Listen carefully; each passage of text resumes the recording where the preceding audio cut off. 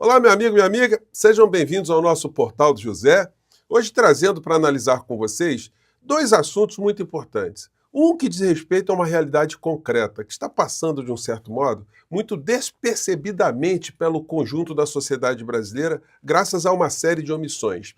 E um outro assunto diz respeito a movimentações que o universo paralelo da extrema-direita bolsonarista está fazendo aqui no nosso país para tentar mover a realidade no mundo real, contra o povo brasileiro, para tentar salvar a pele de um criminoso que comandou o Morcrim e todos os seus asseclas, todos aqueles que o serviram e que com ele estiveram conectados para tentar destruir a nossa democracia. Vou conversar com vocês sobre o que está acontecendo, trazer algumas cenas muito importantes, mas antes de mais nada, é sempre muito importante também convidar você que está chegando agora ao nosso portal, ainda não é inscrito, para que você se inscreva aqui conosco e venha se somar aos mais de 1 milhão de amigos e amigas que já estão inscritos e conectados através do nosso portal. Conheça também os nossos outros vídeos. Se você gostar, compartilhe, recomende e nunca se esqueça de dar o seu joinha, o seu comentário. Se puder, venha também para o nosso clube de membros. Você que é muito bem-vindo e muito bem-vindo. Gente, ontem eu fiquei acompanhando, mas as notícias estão muito escassas, de um modo em geral, em relação a esse episódio que eu reputo um dos mais importantes que aconteceram no cenário político aqui do nosso país, em função do desdobramento de ter acarretado a morte de uma pessoa e que poderia se avolumar com muitas outras mais mortes se essa gente que implementou toda uma intoxicação na sociedade brasileira permanecesse no poder e tivesse no controle de muitas frentes de discurso. Me refiro a essa situação aqui do julgamento do Jorge Guaranho, assassino do pai de família, do trabalhador, do cidadão brasileiro Marcelo Arruda. Manchete aqui, lá do Jornal do Paraná. Tensão marca julgamento de Jorge Guaranho em Curitiba. Primeiro dia de julgamento de Jorge Guaranho.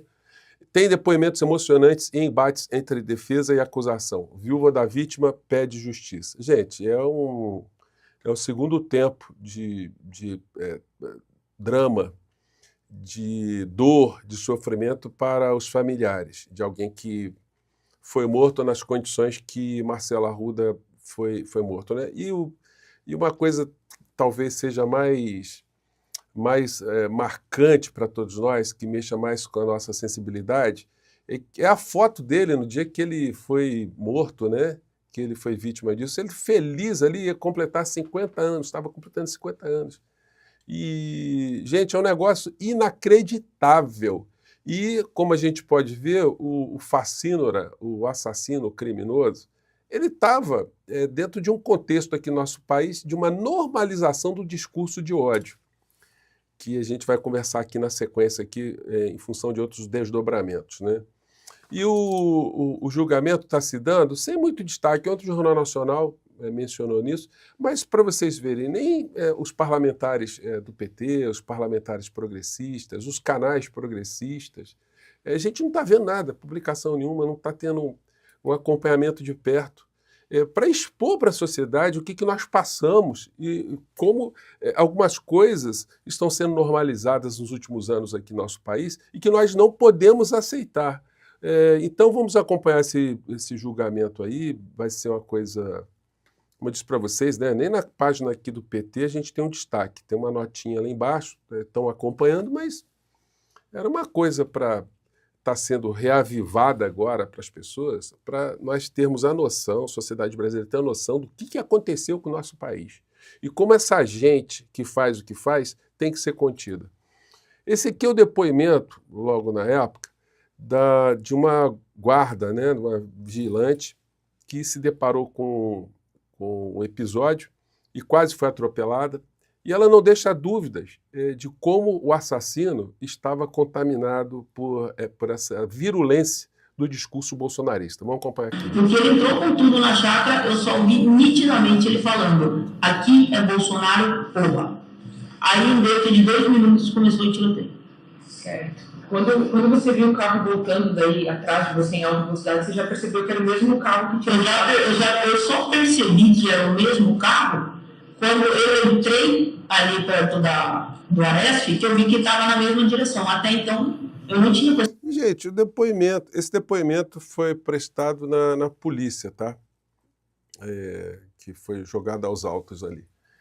A figura do inelegível, do crápula, vamos dizer assim, do pai ideológico do assassino, o que ele disse na época foi isso aqui, tentando colocar responsabilidade na própria vítima e mais do que isso, defendendo, quer dizer, atacando aqueles que naquela situação ali de comoção fizeram ali atos contra o assassino. Vamos ver o que disse aqui o pai ideológico do criminoso. E começou aquele tiroteio lá onde morreu o aniversariante. O outro foi ferido, ficou lá caído no chão, e daí o pessoal da festa, todos petistas, encheram a cara de chute. Né? Bem, a violência, né? Os petistas era a violência do bem, chute na cara de quem está deitado, está caído no chão. Quem já está caído no chão. A gente não sabe direito tudo o que aconteceu, mas as imagens demonstram os atos de violência que houve lá dentro do recinto. Se esse cara morre, vamos supor, de traumatismo craniano, e não por causa do ferimento à bala, esses petistas que chutaram a cara dele lá vão responder por homicídio. Gente, vocês vejam só o que aconteceu, né?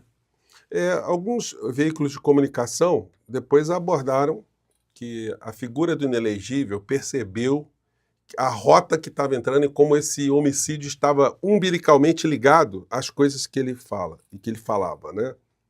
Vamos ver aqui. Opa. Petista assassinado para irmão de petista, assassinado por simpatizante dele, e admite que divulgou notícia falsa sobre o crime. Quem está de volta com a gente ao vivo é o repórter Luiz Turati, que tem as informações. Luiz. Essa notícia falsa foi uma fala do próprio presidente Jair Bolsonaro, que disse a apoiadores que militantes do PT teriam chutado a cabeça do policial penal depois que ele atirou contra Marcelo ainda durante a festa. Então, o inelegível, na época, ele sentiu a pressão. Tanto é que ele conseguiu que o deputado Otônio de Paula fosse lá no Paraná falar com alguns parentes da vítima, mas não falou com a esposa, porque a esposa estava muito traumatizada e ela não ia querer jamais que o pai intelectual do assassino, o motivador espiritual do assassino, conversasse com ela. Ela estava com a criancinha nova, né?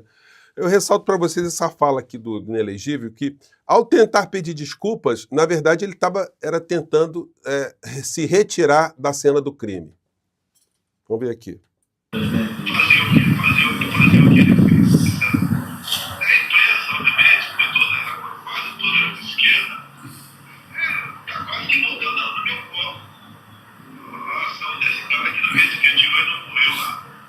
Então tem outra, né? Isso aí poderia ser usado no julgamento, né? Porque o Bolsonaro se refere ao episódio, estão tentando jogar no meu colo o que aquele cara fez, né? Então, aquele cara não tem nem a solidariedade do seu papai ideológico.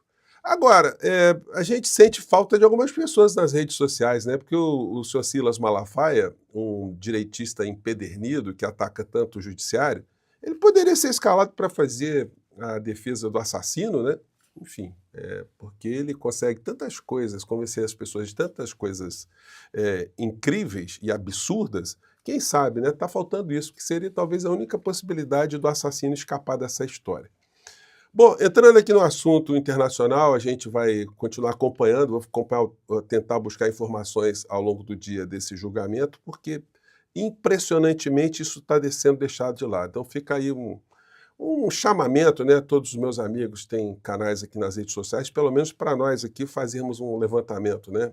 Expormos melhor essa situação. E a nossa indignação e a cobrança por justiça também. Bom, quem está tentando cobrar justiça é a extrema-direita aqui no nosso país, que agora eles descobriram uma coisa chamada direitos humanos. Nossa, eles estão agora se envolveram com a questão de direitos humanos, que é um negócio impressionante. Então, se reuniram lá com o senhor Vaca, né, que é o diretor aí que veio aqui da Comissão Comissão Interamericana de Direitos Humanos, veio no Brasil. Então, o Vaca conversando com aquilo que a gente chama de gado. Então, poderia ter aí alguma conexão. Só que não. O senhor Vaca, ele é um cara que tem uma visão progressista, é um militante de direitos humanos, defendeu famílias de jornalistas que foram assassinados na Colômbia pelo narcotráfico, pelas coisas todas que a gente sabe que acontece na Colômbia, as forças paramilitares, forças regulares, enfim, uma tragédia gigantesca. Então, alguém que foi criado, foi colocado diante de situações muito concretas. Em países que sofrem perseguições a entidades estudantis, entidades sindicais, ao jornalismo profissional, a meios de comunicação alternativos, a populações discriminadas, imigrantes, crianças, LGBTIQA+, enfim, todo tipo de parcela da sociedade que sofre algum tipo de problemas ou de preconceitos ou de agressão aos seus direitos humanos promovidos pelo Estado desses países. Então, esse foi o foco. E aí ele foi conversar com essa gente da extrema-direita. Se ele perguntar, assim, para algumas pessoas, né, quisesse formar, mas vem cá, tem entidade de direitos humanos aqui no Brasil que está sendo perseguida? Nós temos 2.000 entidades de direitos humanos no Brasil. Alguma delas foi perseguida? Entidades de classe, teve alguma que foi perseguida aqui no nosso país? Sindicatos, teve algum sindicato que foi perseguido aqui no nosso país? Existem minorias que estão sendo perseguidas pelo Estado brasileiro? Então, quando você vê o currículo dessas pessoas, nenhuma delas se envolveu jamais em nenhuma entidade defensora de qualquer direito humano. Mas agora estão querendo dizer que o Brasil virou uma ditadura, etc, etc, etc. As mesmas criaturas que pousam em fotografias assim, ó, lá nos Estados Unidos. Olha o pessoal aí, ó, dos direitos humanos lá, feliz da vida com vamos fazer a América grande novamente. Essas figuras estão lá, algumas delas estão nos Estados Unidos, como o Dudu Bananinha, deve estar inventando lá uma criptobanana para vender lá para os norte-americanos, porque ele adora ganhar uma grana, né? Então tem que a Carla Zambelli de vermelho, todos os deputados, o Maurício do vôlei, com a foto do inelegível aqui, ó. Todo mundo triste, né? Com a infração de direitos humanos aqui no Brasil. Olha só que coisa, né? E aí é o seguinte, quais são os desdobramentos práticos dessa história toda que essa gente do mundo paralelo está acreditando? Eles só querem atuar mesmo contra o Brasil, porque a Comissão Interamericana de Direitos Humanos, ela não tem poder coercitivo, ela não tem nenhuma possibilidade de agir concretamente contra qualquer coisa aqui no Brasil. O que eles fazem no final é estabelecer relatórios. O mais recente foi esse aqui, ó, Direitos Humanos e a instrumentalização do sistema de justiça e os graves riscos para o Estado de Direito na Guatemala.